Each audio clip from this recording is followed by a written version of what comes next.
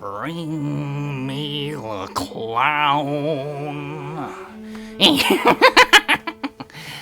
Okay, today I'm going to be reviewing the Joker movie. On the poster outside of the movie theater that I went to, it said it was supposed to come out October 4th, but it was out today.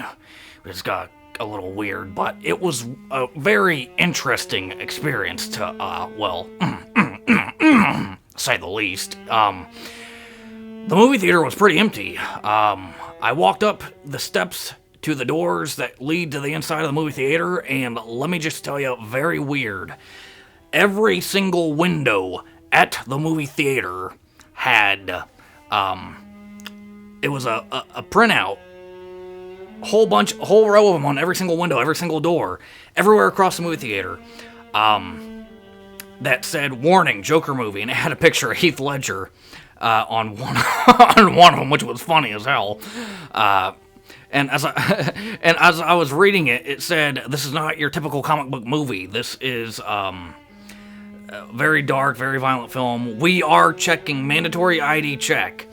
And I went in, pulled back the door, open. There's nobody at the ticket booth. It's just dead empty on the inside, and it said, "Use the electronic Ticketmaster." So I go over to the computer, I type in my stuff, I see a few seats booked, but not the whole theater, and I pay for it. And then I walk in, and then the lady says, well, "Sir, let me see your ticket." I'm like, "Here's my ticket."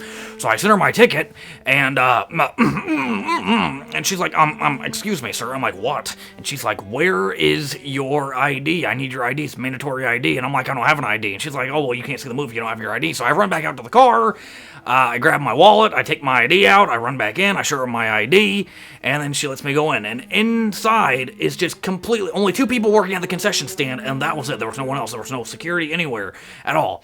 Then I go into the movie theater, and very few people show up. Very, very few people were showing up at the, in the theater. The film was very overhyped. No one could play the Joker as good as me. That's a fact. But no, Joaquin Phoenix was great. Great acting. Very slow. It's like an episode of Bates Motel. Bates Motel is it takes like 12 episodes to get anywhere. It took a really, really long time to get into this film, and he didn't end up killing that many people. He inspired a lot of people, but he didn't end up killing that many people. I think he killed 5 people in the whole film.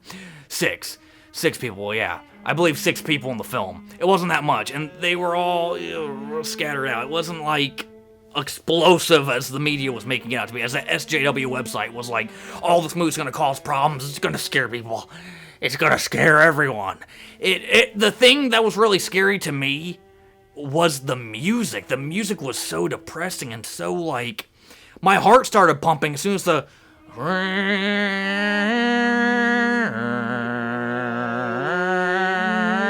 and he would dance to it.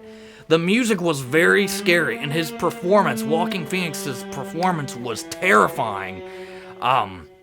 You felt like he was the Joker, like Heath Ledger. Very, very, very Joker-esque. Very new take on it, but you still also have the origin of Batman in the film, where one of the people that he inspired ends up shooting Thomas and Martha Wayne.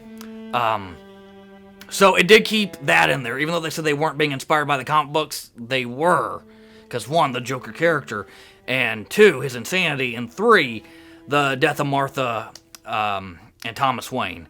And you do see young Bruce, and you do see Alfred, I assume, and Alfred's fat in this, which is weird, but, whatever. The soundtrack was amazing. The acting was amazing. The story was slow. There wasn't a lot of action. I did love the part where, oh shit, my lip was bleeding, sorry. Anyway, the part where he killed, the dude on the show was epic. The ending was epic, and also, they could have just ended it where people were just destroying stuff and he was smiling in the back of the police car. That would have been fine. Or at least have them break out and have them just start killing people, mowing down people in the streets. Ping! The road in their blood. but instead it's him doing the dance, which is creepy as hell. It was really, really good. I'll give the movie, like, the dancing was great. The creepiness, the creep factor was awesome. The movie as a whole was ass. The whole movie was ass. The movie was an ass hole. And now I'm going to go back to, I think going out of the theater was better than going in. Because they had the concession stand right when I walked out, at the end of the hallway, police tape, and then a big red sign, arrow pointing down saying Joker audience exit here. They would not let you go back into the concession stand, and they had behind the tape, 3 policemen. 3 policemen were behind the tape, and I was like laughing my ass off. I'm like, it's nice of you to have been here. Like, when I just walked in, there was no one there, and then when I walk out, you guys are there. You guys are a little bit late, and they're patting people down. The other people that were going in, they were patting them down before they went in to see the Joker movie. And then I walk out of the theater, and there's 3 armed policemen. 3. And I'm like, this movie was not that violent. It was not as violent as they were making it out to be. It was not that terrifying.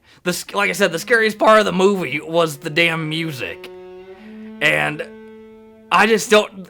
Completely, that website, that fat chick with the purple, red hair or whatever, and the piercings and shit, the SJW...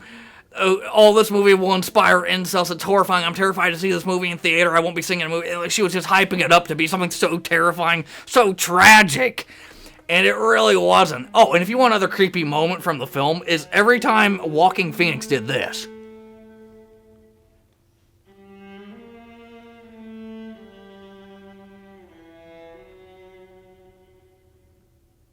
Really terrifying. God, it was terrifying. But, yeah, that woman she was just hyping it up, making it like all SJWs and fake news media outlets do today. Making it into be something that it's not.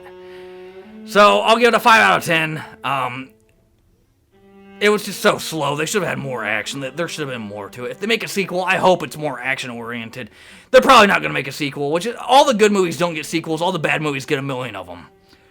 And all I gotta say to the people that saw this movie and liked it, I respect you, but we didn't see the same film.